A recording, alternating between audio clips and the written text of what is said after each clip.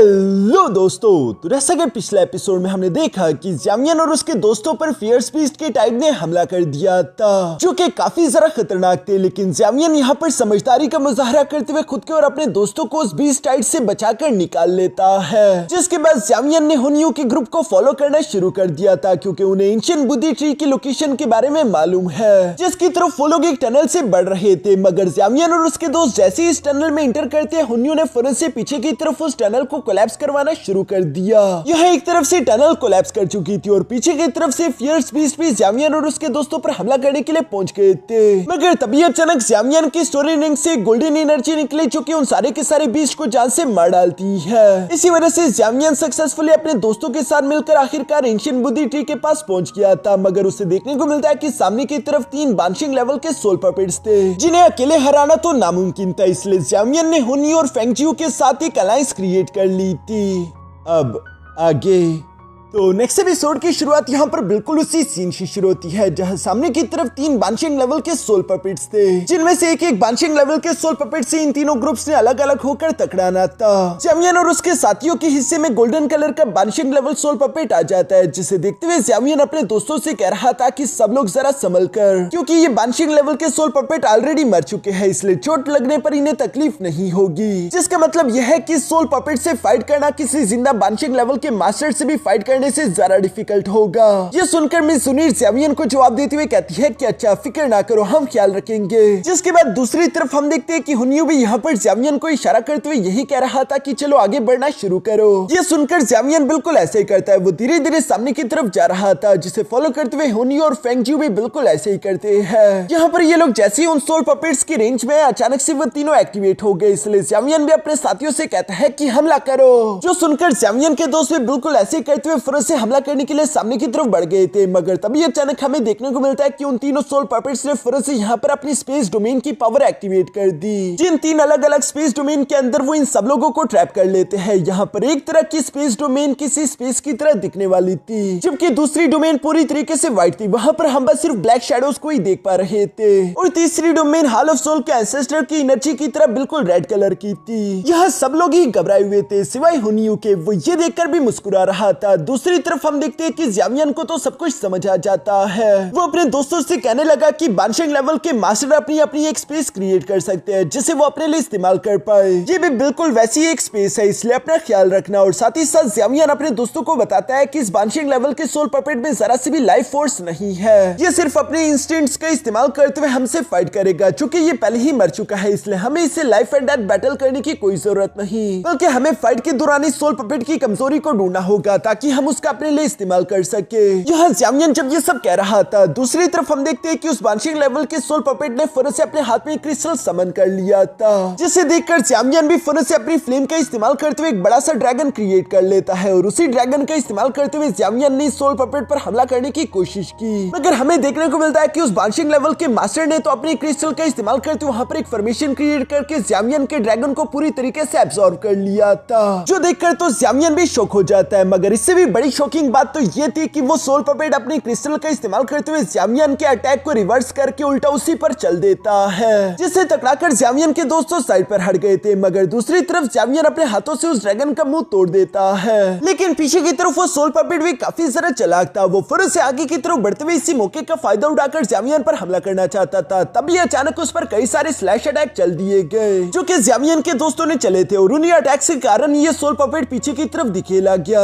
ज़ामियन के दोस्त भी रुकने का नाम नहीं ले रहे थे और एक के बाद एक अटैक उसकी तरफ आता रहा। यहाँ पर उस सोल पपेट ने इन सब लोगों के अटैक्स को ब्लॉक करने की कोशिश की, जिसकी वजह से वहां पर काफी बड़ी तबाही मच चुकी थी। जिसका धुआं हटने के बाद ज़ामियन को देखने को मिलता है कि वो बांशिंग लेवल का सोल पपेट तो वहां पर नहीं है, लेकिन ज़ामियन को अभी भी यकीन नहीं आ रहा था क्या है बांशिंग लेवल का सोल पपेट इतनी आसानी के साथ हार कैसे सकता है। ये मुझे किसी बांशिंग लेवल के मास्टर की ट्रू पावर तो दिखाई नहीं दे रही, और ज़ामियन का शक बिल्कुल सही निकला, क्योंकि तभी अचानक हम देखते हैं कि वो बांशिंग लेवल का मास्टर फौरन एक स्टार फॉर्मेशन का इस्तेमाल करते वहां पर समन हो जाता है। और इस बार उसने अपनी आंखें ओपन कर ली थी, जिसके अंदर से गोल्डन एनर्जी निकल रही थी, और वो काफी जरा गुस्से में दिखाई दे रहा था, जैसे कि वो बताना चाह रहा हो कि अब मैं अपनी असली ताकत का इस्तेमाल करने वाला हूँ। इसके बाद सीन शिफ्ट होकर दूसरी तरफ हुनियो के ग्रुप पर भी आ गया था, जहाँ पर हमें देखने को मिलता है कि हुनियो तो अपने साथियों के साथ मिलकर कुछ अलग ही खिचड़ी पका रहा था। उसके साथी यहाँ पर उसी सोल पपेट को एनर्जी प्रोवाइड कर रहे थे, जो कि हैरानगी वाली बात थी। लेकिन हुनियो मुस्कुराते हुए कह रहा था कि ये हमारे ही क्लैन का एंसेस्टर है। अगर हमने किसी तरीके से अपने इस बांशिंग लेवल के एंसेस्टर को दोबारा से जिंदा कर दिया तो इस मिशन में वो हमारी मदद कर सकता है। साथ ही इससे मेरे क्लैन को भी बहुत ज्यादा फायदा होगा। ये सब कहते हुए यहाँ पर हुनियो ने आखिरी पावर का इस्तेमाल करते हुए अपने एंसेस्टर को यहाँ पर जिंदा करने की कोशिश करी, जिसके रिवाइवल के बाद बेशक उसने अपनी आंखें ओपन कर दी थी और ऐसा लग रहा था कि शायद हुनियो अपने प्लान में कामयाब हो गया। लेकिन ये खुशी ज्यादा देर नहीं टिकती, क्योंकि तभी अचानक हम देखते हैं कि हुन क्लैन का एंसेस्टर अपने कई सारे सोल चीज निकालते हुए एक साथ ही यहाँ पर हुनियो के कई सारे वॉरियर्स को जान से मार डालता है। इवन की हुनियो भी बाल बाल मरते हुए बचा था। वो हैरान होते हुए कहता है कि आखिर ऐसा कैसे हो गया, मैं फेल कैसे हो सकता हूँ। इवन कि मैंने अपने एंसेस्टर को रिवाइव किया, उसके बाद भी हमारे ये किसी काम नहीं आ रहा। इस चक्कर में मैंने अपने कितने सारे वॉरियर्स को खो दिया। लगता है क्या मुझे अपने एंसेस्टर की बॉडी को ही वापस लेकर जाना होगा। अगर ऐसा है तो ऐसा ही सही। और ये कहती हुनियो भी अब सीरियस होकर यहाँ अपने सोल पपेट एंसेस्टर पर हमला करते उससे फाइट करने लगा। इसके बाद सीन शिफ्ट होकर दूसरी तरफ फेंगजी और उसके साथियों पर भी आ जाता है, जो कि उस वाइड डोमेन के अंदर यहाँ पर इस बानिशिंग लेवल के सोल पपेट के साथ फाइट कर रहे थे। और ये बानिशिंग लेवल का सोल पपेट एक ब्रुश का इस्तेमाल करते हुए शैडो से अलग अलग मैजिकल बीस्ट को क्रिएट कर रहा था, जो कि काफी ज्यादा पावरफुल थे। और इसी वजह से स्काई डीमन फिनिक्स क्लैन के लोगों को उनका मुकाबला करने में काफी ज्यादा डिफिकल्टी आ रही थी। इवन कि वो लोग यहाँ पर गोल्डन बेल फॉर्मेशन टेक्निक का इस्तेमाल करके खुद को प्रोटेक्ट करने की भी कोशिश करते हैं, मगर वो मैजिकल बीस्ट इतने ज्यादा पावरफुल थे कि उन्होंने आसानी के साथ यहाँ पर इस गोल्डन बेल फॉर्मेशन को चकनाचूर कर दिया था, जो देखकर फेंगजी को समझ आ जाता है कि ये फाइट काफी ज्यादा डेंजरस होने वाली है। इसलिए वो अपने साथियों से कहता है कि चलो हम लोग मिलकर हमला करेंगे। ये सुनकर स्काई डीमन फिनिक्स क्लैन के मेंबर्स ने एक साथ ही आगे की तरफ बढ़ते उस बानिशिंग लेवल के सोल पपेट पर इसी तरह से हमले करना शुरू कर दिया। इसके बाद सीन शिफ्ट होकर वापस से यहाँ पर ज़ामियन और उसके दोस्तों पर भी आ जाता है, जहाँ पर वो लोग उस गोल्डन कलर के बानिशिंग लेवल सोल पपेट के साथ फाइट कर रहे थे। और यहाँ पर काफी देर तक फाइट करते करते अब ये लोग बुरी तरीके से थक चुके हैं। लेकिन उस बानिशिंग लेवल के सोल पपेट पर जरा सी भी खरोश नहीं आई थी। इसलिए ज़ामियन हैरान होते हुए कह रहा था कि ये तो मैं जानता रहा कि इस बानिशिंग लेवल के सोल पपेट के साथ फाइट करना इतना ज्यादा डिफिकल्ट होगा, मगर फिर भी मुझे इसे जल्द से जल्द खत्म करने के लिए कोई ना कोई इसकी कमजोरी ढूंढनी होगी। ये कहते ही ज़ामियन फौरन से अपनी सोल आइस एक्टिवेट करके यहाँ उस बानिशिंग लेवल के सोल पपेट को देखने लगा, जहाँ उस सोल पपेट को देखने पर ज़ामियन को देखने को मिलता है कि वो सोल पपेट तो कई सारे अलग अलग स्ट्रिंग्स से अटैच्ड है और शायद इन स्ट्रिंग्स का इस्तेमाल करते हुए एंशिएंट बुद्धि ट्री इन सोल पपेट्स को कंट्रोल कर रही थी। इसलिए ज़ामियन ने फौरन से यहाँ पर अपने हैवी रूलर को बाहर की तरफ निकाल लिया। साथ ही वो अपने दोस्तों को बताने लगता है कि एंशिएंट बुद्धि ट्री यहाँ पर कुछ स्ट्रिंग्स का इस्तेमाल करते हुए इन सोल पपेट्स को कंट्रोल कर रही है। अगर हम उन स्ट्रिंग्स को कट कर दे तो शायद हम इस सोल पपेट को हरा सकते हैं। और ये कहते हैं ज़ामियन तेजी से सामने की तरफ बढ़ने लगा, जो देखकर दूसरी तरफ वो बानिशिंग लेवल का सोल पपेट भी अपनी पावर्स का इस्तेमाल करते हुए वहां पर 1000 फॉलिंग स्टार फॉर्मेशन क्रिएट कर लेता है, जिस फॉर्मेशन में कई सारे स्टार तेजी से नीचे की तरफ आ रहे थे, जो कि ज़ामियन के दोस्तों से टकरा सकते हैं। ये देखकर ज़ामियन ने फिर से अपनी हैवी रोलर को यहाँ पर गोल गोल तेजी से घुमाते उन सारे के सारे स्टार्स को डिस्ट्रॉय कर दिया। साथ ही वो खुद भी तेजी से आगे की तरफ बढ़ते हुए अपनी हैवी रोलर से यहाँ उस बानिशिंग लेवल के सोल पपेट पर हमला करना चाहता था, मगर वो बानिशिंग लेवल का सोल पपेट भी तेजी से अपने सामने एक शील्ड बनाते हुए खुद को प्रोटेक्ट कर लेता है। साथ ही शील्ड की वजह से ज़ामियन पीछे की तरफ दिखे लग गया, मगर चूंकि वो सोल पपेट इस शील्ड को मेंटेन करने में बिजी था, तो ज़ामियन भी फिर से अपनी हेवनली फ्लेम का इस्तेमाल करते हुए स्ट्रिंग्स पर हमला कर देता है। जो स्ट्रिंग्स पहले ज़ामियन को दिखाई दे रहे थे वो अब बाकी सब लोगों के सामने भी विजिबल हो गए। ये देखकर ज़ामियन के दोस्त भी बिना कोई लम्हा गवाए फौरन से उस सोल पपेट के स्ट्रिंग्स पर हमला करना शुरू हो गए, जो देखकर वो सोल पपेट भी समझ गया था कि उसका बांडा फूट चुका है। इसलिए वो अपनी पूरी कोशिश करता है कि वो इन लोगों को खुद से दूर रख सके, जिसके लिए उसने अपने आसपास किसी तरह की स्टार एनर्जी को भी फैला दिया था। और वो इससे यहाँ पर ज़ामियन और उसके दोस्तों को भी घेरने लगा, जिससे बाकी के सब लोग तो बच गए थे। लेकिन चूंकि ज़ामियन उस सोल पपेट के लिए सबसे बड़ा खतरा था, इसलिए वो सोल पपेट उससे स्टार एनर्जी का इस्तेमाल करते हुए ज़ामियन के पैरों के नीचे एक फॉर्मेशन क्रिएट कर देता है, जिसने ज़ामियन को जकड़कर नीचे की तरफ लेकर जाना शुरू कर दिया। ज़ामियन कहीं स्पेस में खो ना जाए, यहाँ पर ये देखकर उसके दोस्त काफी ज्यादा परेशान हो गए थे। जुनीर तो सबसे ज्यादा परेशान होते हुए फौरन से गुस्से में आकर यहाँ पर अपने एक नीडल का इस्तेमाल करते हुए फौरन से उस सोल पपेट की एक स्ट्रिंग पर हमला कर देती है, जिसे उसने सक्सेसफुली काट भी दिया था। और इसी मौके का फायदा उठाकर ज़ामियन के बाकी के दोस्त भी बारी बारी करके उस सोल पपेट की एक एक स्ट्रिंग पर हमला करते हुए उसके 4 स्ट्रिंग्स को काट देते हैं। यहाँ 4 स्ट्रिंग्स कटने की वजह से एंशिएंट बुद्धि ट्री का उस सोल पपेट पर कंट्रोल खत्म हो चुका था, जिसकी वजह से ज़ामियन की फॉर्मेशन भी टूट गई और वो आजाद हो गया।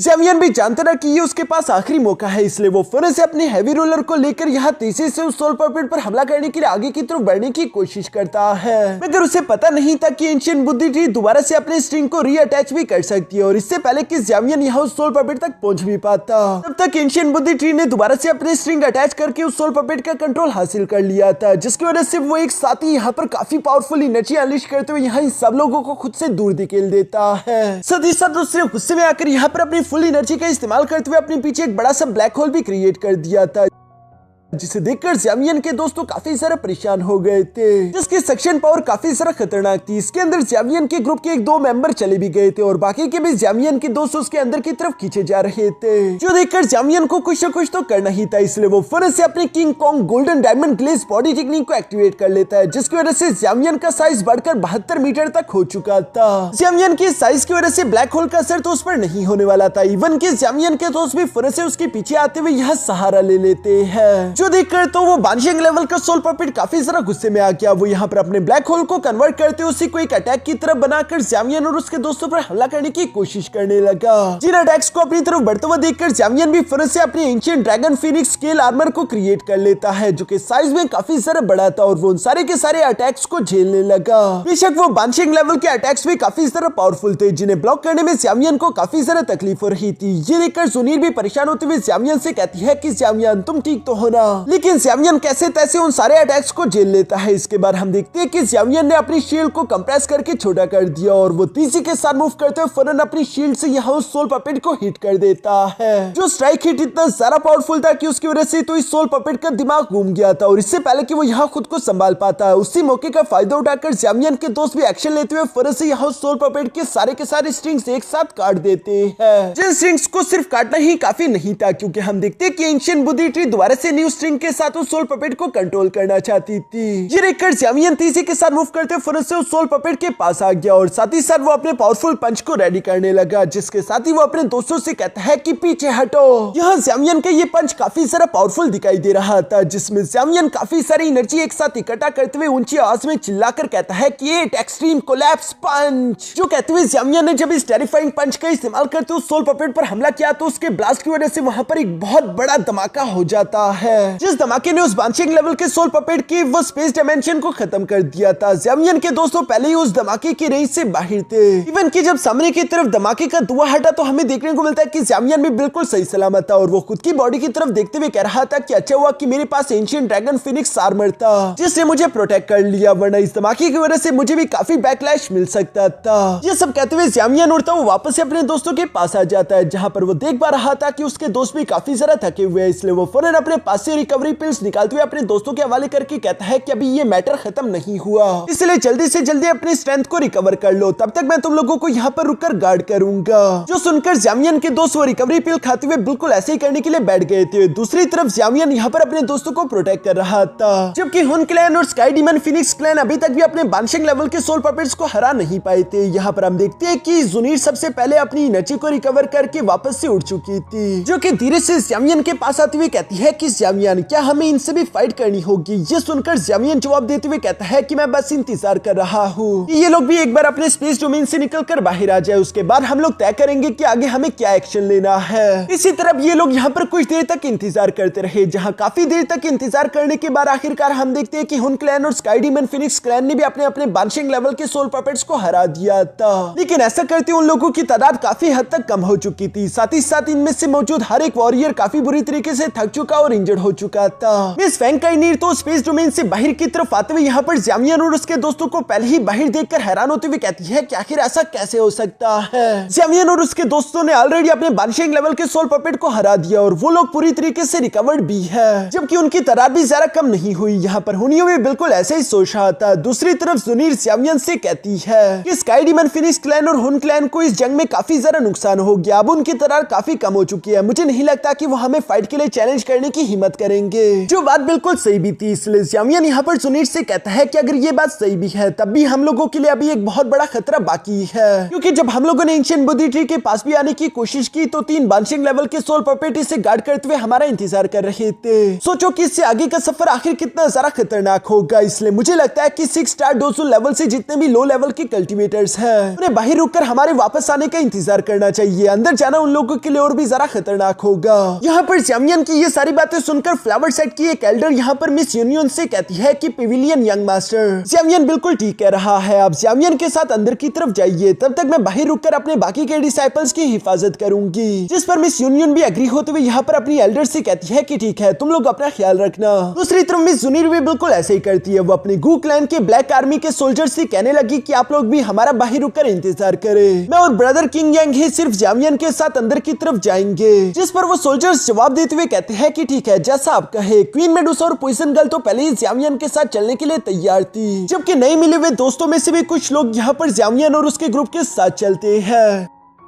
इन लोगों को आगे की तरफ बढ़ता हुआ देखकर होनियो और फेंगजियो के ग्रुप ने भी इन लोगों को फॉलो करना शुरू कर दिया था। यहाँ पर ये लोग जैसे जैसे एंशिएंट बुद्धि ट्री की तरफ बढ़ते जा रहे थे, ऐसे वैसे बारी बारी करके इन लोगों की बॉडी ने भी गोल्डन कलर का चमकना शुरू कर दिया था और ये लोग बारी बारी करके टेलीपोर्ट करते वहां से गायब हो जाते हैं। जो देखकर मिस किनलिन तो यहाँ पर ज़्यामियन के लिए काफी ज्यादा परेशान हो गई थी, मगर दूसरी तरफ हमें जानने को मिलता है ये सब लोग अलग अलग तरह के इल्यूशन में ट्रैप हो चुके हैं, जहाँ पर ज़्यामियन को उसके पास्ट इल्यूशंस दिखाई दे रहे थे। वो सारी पास्ट मेमोरीज जहाँ पर हॉल ऑफ सोल ने ज़्यामियन और उसके चाहने वालों को तकलीफ पहुंचाई। ज़्यामियन तो वैसे भी हॉल ऑफ सोल से बेइंतहा नफरत करता था, मगर ये सारी चीजें एक बार फिर से अपनी आंखों के सामने देखकर उसकी नफरत ताजा हो चुकी थी, इसलिए वो गुस्से में चिल्लाने लगा। और जैसे ही अगली बार ज़्यामियन ने अपनी आंखें खोली तो उसे देखने को मिलता है कि वो इस वक्त हॉल ऑफ सोल में ही मौजूद है, जहाँ सामने की तरफ हॉल ऑफ सोल के सोल्जर ने ज़्यामियन को घेर कर रखा हुआ था। ज़्यामियन का गुस्सा तो किसी वोल्केनो की तरह अचानक से फट पड़ा। वो इस सब को देखते हुए गुस्से के साथ अपनी जगह पर खड़ा हो जाता है। साथ ही साथ हम देखते हैं कि ज़्यामियन की बॉडी से किसी तरह की खतरनाक एनर्जी अनलीश हो रही थी, जो इवल एनर्जी धीरे धीरे करके ज़्यामियन की बॉडी पर कब्जा कर रही है। यहाँ पर उस टेरिफाइंग एनर्जी की वजह से हम देखते हैं कि ज़्यामियन की आंखें भी चमकने लगी थी और वो गुस्से से कह रहा था कि हॉल ऑफ सोल, मैं तुम सब लोगों को कुचल दूंगा। तुम लोगों ने मेरे फादर और मेरे मास्टर के साथ जो कुछ किया उसकी सिर्फ एक ही सजा है और वो सजा मौत है। ये सब कहते हुए ज़्यामियन उसे गुस्से के साथ धीरे धीरे से सामने की तरफ बढ़ने लगा, जहाँ पर हम देखते हैं कि हॉल ऑफ सोल के वो सोल्जर्स भी एक साथ ही ज़्यामियन पर हमला करने के लिए आगे की तरफ जंप कर देते हैं। ये देखकर ज़्यामियन पहले तो उन्हें अपने पंचेस से मारने लगा, मगर जब उनकी तादाद ज्यादा हो चुकी थी और वो ज़्यामियन को जकड़ने लगे तो ये देखकर ज़्यामियन ने गुस्से में आते हुए फौरन से अपने हैवी रूलर को बाहर की तरफ निकाल लिया,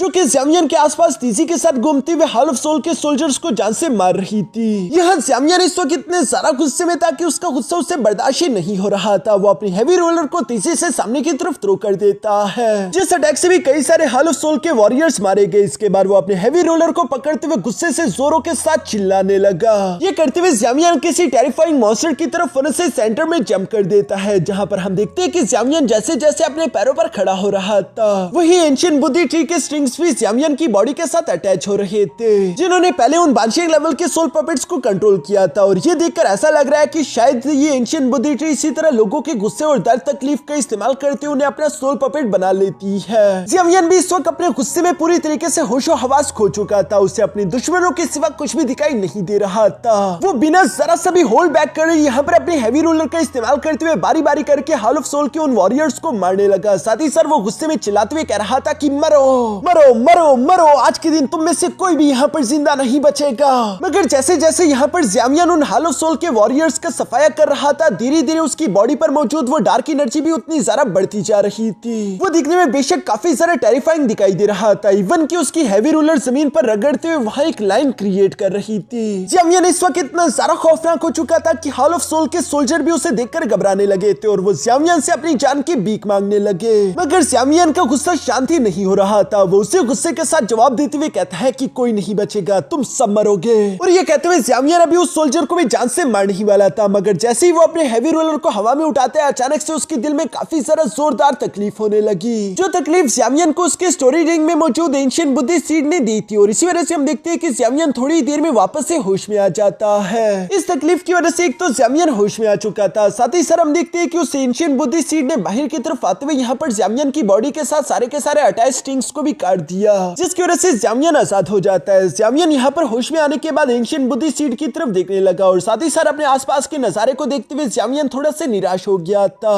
वो परेशान होते हुए कहता है कि अच्छा हुआ कि मेरे पास ये एंशिएंट बुद्धि सीड था, वरना शायद मैं हमेशा हमेशा के लिए इस इल्यूशन में धंस कर रह जाता। मुझे लगता है कि वो 3 वानशिंग लेवल के सोल पपेट भी इसी तरह की इल्यूशन में फंसकर हमेशा हमेशा के लिए सोल पपेट्स बनकर रह गए। ये सब कहते हुए ज़ावियन खुद को शांत करने के लिए अपने हेवी रोलर को नीचे की तरफ गिराकर अपने घुटनों के बल नीचे की तरफ बैठ चुका था। जहां लंबी सांसें लेने के बाद चूंकि ज़ावियन शांत हो चुका था, इसी वजह से ज़ावियन को देखने को मिलता है कि उसके आसपास का इल्यूशन धीरे धीरे करके गायब हो गया। उल्टा उस इल्यूशन के खत्म होने के बाद ज़ावियन देखता है कि वो एक चट्टान पर मौजूद है जो कि हवा में फ्लोट कर रहा है। साथ ही साथ उसके पीछे एक और बड़ी चट्टान भी हवा में फ्लोट कर रही थी, जिसके ऊपर एक सूखा सा दरख्त मौजूद था। शायद ये एंशिएंट बुद्धि ट्री होगा, वही असली एंशिएंट बुद्धि ट्री जिसकी सब लोग तलाश कर रहे हैं। मगर ये एंशिएंट बुद्धि ट्री आखिर सूखी क्यों है, इस सवाल का जवाब तो मेरे पास भी नहीं। और यहाँ इसी सीन के साथ हमारा ये एपिसोड यहीं पर खत्म हो जाता है।